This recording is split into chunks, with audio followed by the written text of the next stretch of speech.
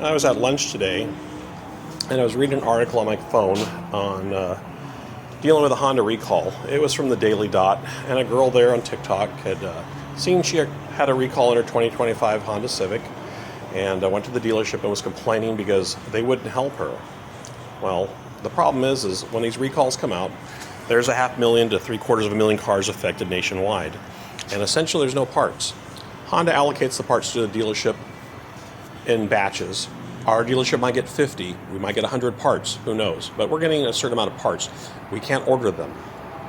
So anyways, there's been 2 recalls in the Honda Civic for the steering, and one of them came out a while ago, and it deals with a part number, and if that part number is defective, we put a new rack on it.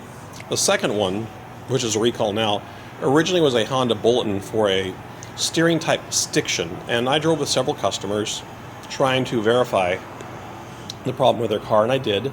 And we originally ordered the racks, and after many months, only a couple racks came in. They were always on back order. Then Honda came out with a bulletin for those cars. The bulletin said to replace certain parts. And same thing, those parts were allocated. We could not order them. We had to wait for them to arrive. And I think we only got 1 or 2 of them into those parts. Then later on, Honda came out with a recall. Now, I read another article saying, get to your dealership ASAP, saying to fix your car. Well, I'm going to show you what the recall consists of. It consists of this plug here. This is the bottom of the rack facing upward. It consists of this little spring here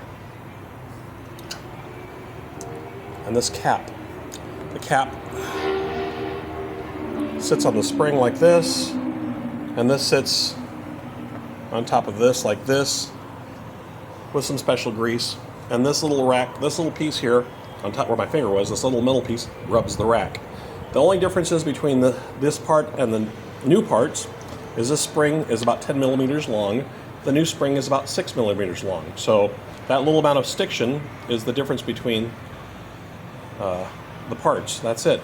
Not a lot there. We put some little grease on there that gives some special grease, and that's it. So that's the whole recall that everybody's going crazy over. And like I said, we're more than happy to replace the parts when they're available, but going online and griping is like going to your doctor when you need a heart transplant and saying, hey, where's my heart? Well, they're not available. And complaining online to try and shame people isn't going to make things go any easier for anybody. And keep in mind, you're one of about 750,000 people with the same part and recall. And if all those parts mysteriously appear tomorrow, there's no way we get them done for quite a bit of time, okay? So be patient, we'll get your recalls done, but give us some time.